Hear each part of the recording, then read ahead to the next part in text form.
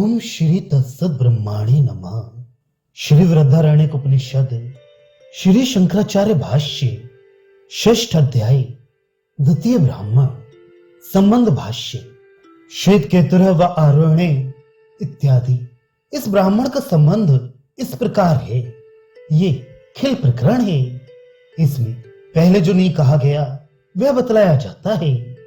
पंचम अध्याय के अंत में ज्ञान कर्म समुच्चयकारी पुरुष के द्वारा अग्नि नय सुप्ता इत्यादि मंत्र द्वारा अग्नि से देवयान मार्ग की याचना की गई है।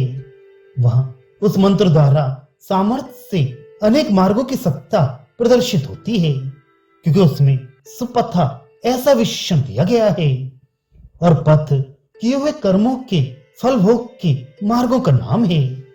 यह बात श्रुति यत्कृत इत्यादि मंत्र से कहेगी भी। तहां कर्म फल भोग के कितने मार्ग हैं, यह बताकर संपूर्ण संसार की गति का उपसार करने के लिए इस ग्रंथ का आरंभ हुआ है। बस इतनी ही संसार की गति है तथा इतना ही स्वाभाविक और विज्ञान युक्त शास्त्रीय कर्म का परिणाम है। यद्यपि द्वयः प्रजापत्य इत्यादि प्रसंग में स्वाभाविक पाप बतला दिया गया है, किंतु वहां उसका एक कार्य है, इस प्रकार फल नहीं दिखाया गया। त्रैण रूपत्व की प्राप्ति तक के मंत्र द्वारा केवल शास्त्रीय कर्म का ही फल दिखाया गया है, क्योंकि ब्रह्म विद्या के आरंभ में उससे वैराग्य बतलाना अभीष्ट है।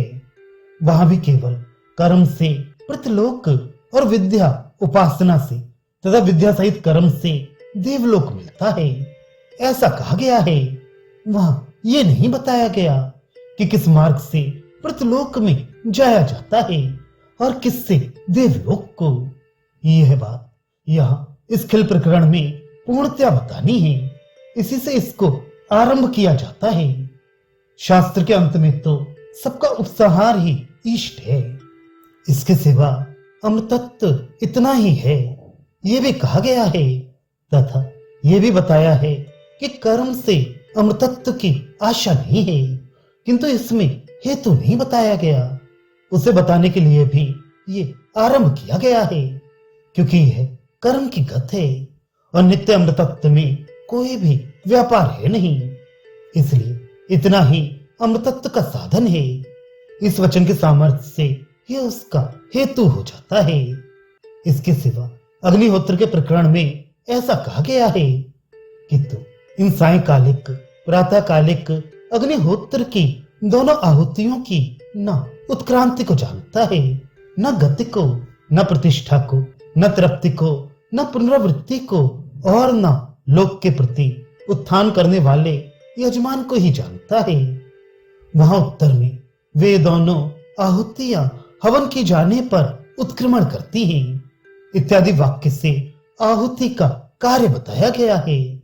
यह भी कर्ता के आहुति रूप कर्म का फल है, क्योंकि कर्ता का आश्रय लिए बिना आहुति रूप कर्म का स्वतंत्रता से उत्क्रांति आदि कार्य आरंभ करना संभव नहीं है।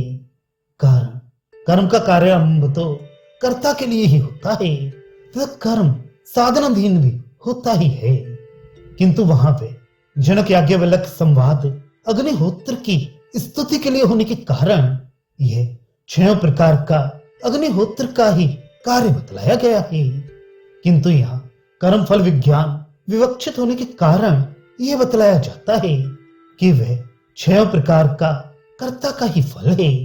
उसके द्वारा ही यहाँ उत्तर मार्ग की प्राप्ति के साधन भूतता पंचाग्नि विद्या का विधान करना अभीष्ट है। इस प्रकार ये संपूर्ण संसार गति का उपसंहार है और यही कर्म कांड की निष्ठा है। इन दो बातों को दिखाने के लिए श्रुति आख्यायिका रचती है।